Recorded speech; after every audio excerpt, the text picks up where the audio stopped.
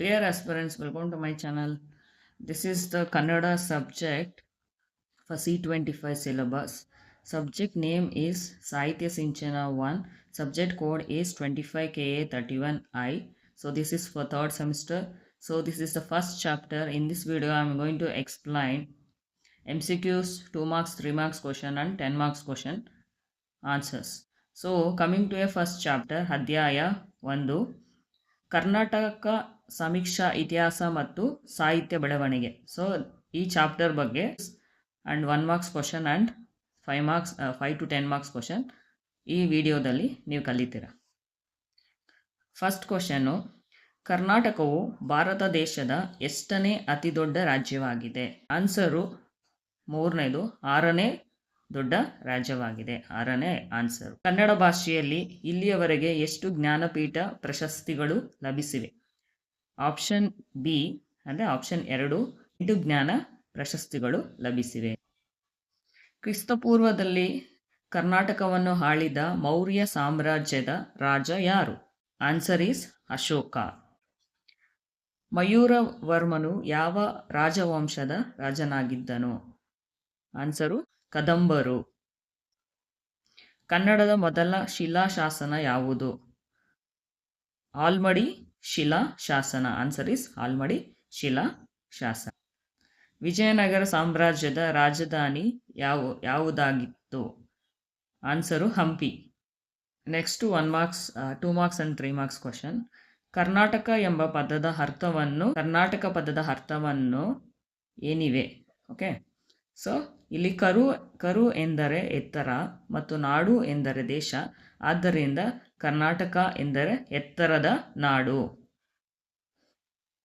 ಮೈಸೂರು ರಾಜ್ಯದ ಹೆಸರನ್ನು ಕರ್ನಾಟಕ ಎಂದು ಯಾವ ವರ್ಷದಲ್ಲಿ ಮರುನಾಮಕರಣ ಮಾಡಲಾಗಿದೆ? 1973ರಲ್ಲಿ ಮೈಸೂರು ರಾಜ್ಯವನ್ನು ಕರ್ನಾಟಕ ಎಂದು ಮರುನಾಮಕರಣ ಮಾಡಲಾಗಿದೆ. ಕರ್ನಾಟಕವನ್ನು ಆಳಿದ ಪ್ರಮುಖ ರಾಜವಂಶಗಳ ಹೆಸರುಗಳನ್ನು ಬರೆಯಿರಿ. ಫಸ್ಟ್ ಒನ್ ಕದಂಬರು, ನೆಕ್ಸ್ಟ್ ಗಂಗರು, ಚಾಲುಕ್ಯರು, ರಾಷ್ಟ್ರಕೂಟರು, ಹೊಯ್ಸಳರು, ವಿಜಯನಗರ ರಾಜರು. ಭಾರತದ ಸ್ವಾತಂತ್ರ್ಯ ಚಳುವಳಿಯಲ್ಲಿ ಭಾಗವಹಿಸಿದ ಕರ್ನಾಟಕದ 3 ನಾಯಕರ ಹೆಸರುಗಳನ್ನು ಬರೆಯಿರಿ. 1 ಕಿತ್ತೂರು ರಾಣಿ ಚೆನ್ನಮ್ಮ, 2 ಸಂಗೊಳ್ಳಿ ರಾಯಣ್ಣ, 3 ಹಾರ್ಡಿಕರ್ ಮಂಜಪ್ಪ.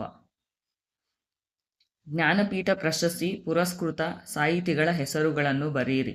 1 ಕುವೆಂಪು, ದ ರಾ ಬೇಂದ್ರೆ, ಶಿವರಾಮ ಕಾರಂತ್, ಮಾಸ್ತಿ ವೆಂಕಟೇಶ ಅಯ್ಯಂಗಾರ್, ಬಿಕ್ರು Gokak, U R Ananthamurthy, Girish Karnad, Chandrashekhar Kambar. Next will be on 10 marks, 8 to 10 marks questions. Karnataka ರಾಜ್ಯದ ಉದಯವನ್ನು ಕುರಿತು ಬರೆಯಿರಿ. So we have to write in 10 marks. The first point is, Karnataka ರಾಜ್ಯವು 1956 ನವೆಂಬರ್ 1ರಂದು ಉದಯವಾಯಿತು.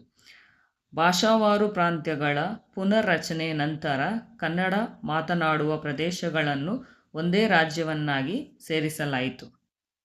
ಅವುಗಳಲ್ಲಿ ಮೈಸೂರು ಸಂಸ್ಥಾನ, ಬಾಂಬೆ ಕರ್ನಾಟಕ, ಹೈದರಾಬಾದ್ ಕರ್ನಾಟಕ, ಮದ್ರಾಸ್ ಕರ್ನಾಟಕ, ಕೂರ್ಗ್ ಪ್ರದೇಶಗಳನ್ನು ಒಗ್ಗೂಡಿಸಿ ಮೈಸೂರು ರಾಜ್ಯವನ್ನಾಗಿ ರಚಿಸಲಾಯಿತು.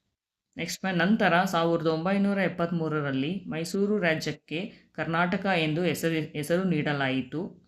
ಪ್ರತಿ ವರ್ಷ ನವೆಂಬರ್ 1 ಕರ್ನಾಟಕ ರಾಜ್ಯೋತ್ಸವವನ್ನು ಆಚರಿಸಲಾಗುತ್ತದೆ.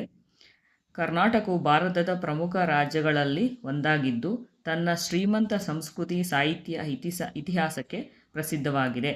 ಸೊ ಇಷ್ಟು ಪಾಯಿಂಟ್ಸು ನೀವು ಬರೀಬೇಕು. ಕರ್ನಾಟಕ ರಾಜ್ಯವನ್ನು ಆಳಿದ ರಾಜವಂಶಗಳ ಕೊಡುಗೆ.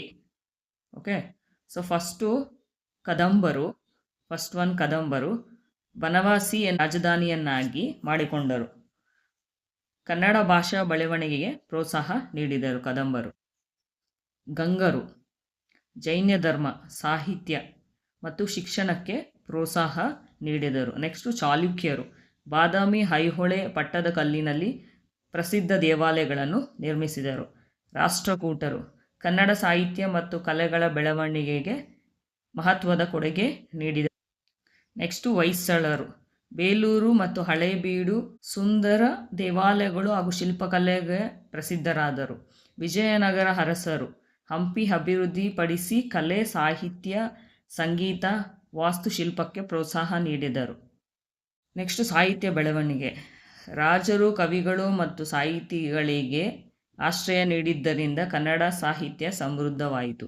ಕಲೆ ಮತ್ತು ವಾಸ್ತುಶಿಲ್ಪ. ದೇವಾಲಯಗಳು, ಶಿಲ್ಪಗಳು ಮತ್ತು ಸ್ಮಾರಕಗಳು ನಿರ್ಮಾಣದಲ್ಲಿ ಮಹತ್ತರ ಸಾಧನೆ. ಶಿಕ್ಷಣ ಮತ್ತು ಧರ್ಮ. ಮಠಗಳು, ದೇವಾಲಯಗಳು ಮತ್ತು ವಿದ್ಯಾಕೇಂದ್ರಗಳ ಅಭಿವೃದ್ಧಿಗೆ ಸಹಾಯ ಮಾಡಿದರು. ಸಂಸ್ಕೃತಿ ಕೊಡುಗೆ. ಕರ್ನಾಟಕ ಭಾಷೆ, ಸಂಸ್ಕೃತಿ, ಕಲೆ ಮತ್ತು ಪರಂಪರೆ ಬೆಳವಣಿಗೆಗೆ ಶಾಶ್ವತ ಕೊಡುಗೆ ನೀಡಿದರು. ಭಾರತ ಸ್ವಾತಂತ್ರ್ಯ ಚಳುವಳಿಯಲ್ಲಿ ಭಾಗವಹಿಸಿದ ಕನ್ನಡದ ಪ್ರಮುಖ ನಾಯಕರು. 1. ಕಿತ್ತೂರು ರಾಣಿ ಚೆನ್ನಮ್ಮ, ಬ್ರಿಟಿಷರ ವಿರುದ್ಧ ಧೈರ್ಯದಿಂದ ಹೋರಾಡಿದ ಕರ್ನಾಟಕದ ವೀರ ಮಹಿಳೆ. ಸಂಗೊಳ್ಳಿ ರಾಯಣ್ಣ, ಕಿತ್ತೂರು ಹೋರಾಟದಲ್ಲಿ ಬ್ರಿಟಿಷರ ವಿರುದ್ಧ ಸಶಸ್ತ್ರ ಹೋರಾಟ ನಡೆಸಿದರು. ಗಂಗಾಧರ ರಾವ್ ದೇಶಪಾಂಡೆ, ಕರ್ನಾಟಕದಲ್ಲಿ ರಾಷ್ಟ್ರೀಯ ಚಳುವಳಿಯನ್ನು ಸಂಘಟಿಸುವಲ್ಲಿ ಪ್ರಮುಖ ಪಾತ್ರ ವಹಿಸಿದರು. ಹರ್ಡೀಕರ್ ಮಂಜಪ್ಪ, ಸ್ವದೇಶಿ ಚಳುವಳಿ ಮತ್ತು ದೇಶಭಕ್ತಿ ಪ್ರಚಾರ ಮಾಡಿದರು. ಕಮಲಾದೇವಿ ಚಟ್ಟೋಪಾಧ್ಯಾಯ, ಸ್ವಾತಂತ್ರ್ಯ ಚಳುವಳಿಯಲ್ಲಿ ಸಕ್ರಿಯವಾಗಿ ಭಾಗವಹಿಸಿದರು. ಉಮಾಬಾಯಿ ಕುಂದಾಪುರ, ಮಹಿಳೆಯರನ್ನು ಸ್ವಾತಂತ್ರ್ಯ ಚಳುವಳಿಯಲ್ಲಿ ಸಂಘಟಿಸಿದರು. ನಿಟ್ಟೂರು ಶ್ರೀನಿವಾಸರಾವ್, ರಾಷ್ಟ್ರೀಯ ಚಳುವಳಿಯಲ್ಲಿ ಭಾಗವಹಿಸಿ ಸ್ವಾತಂತ್ರ್ಯ ಹೋರಾಟಕ್ಕೆ ಸಹಕರಿಸಿದರು. ಆರ್. ದಿವಾಕರ್, ಕರ್ನಾಟಕದಲ್ಲಿ ರಾಷ್ಟ್ರೀಯ ಚಳುವಳಿಯ ಸಂಘಟನೆಗೆ ಕೊಡುಗೆ ನೀಡಿದರು. ಮಹಾತ್ಮ ಗಾಂಧೀಜಿಯವರ ನೇತೃತ್ವದಲ್ಲಿ ಕರ್ನಾಟಕದ ಅನೇಕ ನಾಯಕರು ಅಸಹಕಾರ, ಉಪ್ಪಿನ ಸತ್ಯಾಗ್ರಹ ಮತ್ತು ಭಾರತ ಬಿಟ್ಟು ತೊಲಗಿ ಚಳುವಳಿಗಳಲ್ಲಿ ಭಾಗವಹಿಸಿದರು. ಒಟ್ಟಾರೆ ಕೊಡುಗೆ. ಕರ್ನಾಟಕದ ಹೋರಾಟಗಾರರು ತಮ್ಮ ತ್ಯಾಗ, ದೇಶಭಕ್ತಿ ಮತ್ತು ಹೋರಾಟದ ಮೂಲಕ ಭಾರತದ ಸ್ವಾತಂತ್ರ್ಯಕ್ಕೆ ಮಹತ್ವದ ಕೊಡುಗೆ ನೀಡಿದರು. ಕರ್ನಾಟಕ ಎಂಬ ಪದದ ಅರ್ಥ. ಕರ್ನಾಟಕ ಎಂಬುದು ನಮ್ಮ ರಾಜ್ಯದ ಹೆಸರು. ಈ ಪದವನ್ನು ಸಾಮಾನ್ಯವಾಗಿ ಕರು ಪ್ಲಸ್ ನಾಡು ಎಂದು ವಿವರಿಸಲಾಗುತ್ತದೆ. ಕರು ಎಂದರೆ ಎತ್ತರ ಆರ್ ಉನ್ನತ ಅಥವಾ ಉನ್ನತ. ನಾಡು ಎಂದರೆ ಪ್ರದೇಶ ಅಥವಾ ಭೂಮಿ. ಆದ್ದರಿಂದ ಕರ್ನಾಟಕ ಎಂದರೆ ಎತ್ತರದ ನಾಡು ಅಥವಾ ಉನ್ನತ ಪ್ರದೇಶ ಎಂದು ಅರ್ಥ ಬರುತ್ತದೆ. ಕರ್ನಾಟಕದ ದಕ್ಷಿಣ ಭಾರತದ ದಕ್ಕನ್ ಪ್ರಸ್ಥಭೂಮಿಯ ಪ್ರಮುಖ ಭಾಗಗಳನ್ನು ಒಳಗೊಂಡಲಾಗಿದೆ. ಕರ್ನಾಟಕವು ಕನ್ನಡ ಭಾಷೆ, ಸಾಹಿತ್ಯ, ಕಲೆ ಮತ್ತು ಸಂಸ್ಕೃತಿಗೆ ಪ್ರಸಿದ್ಧವಾಗಿದೆ. ನವೆಂಬರ್ 1, 1973 ರಂದು ಮೈಸೂರು ರಾಜ್ಯಕ್ಕೆ ಕರ್ನಾಟಕ ಎಂದು ಹೆಸರು ಮರುನಾಮಕರಣ ಮಾಡಲಾಯಿತು. ಸೊ ಕಂಟೆಂಟು ನಿಮಗೆ ಇಷ್ಟ ಆದರೆ please subscribe my channel, share and support. Thank you. If content is useful, so I'm going to upload next chapter videos, question and answers. Thank you.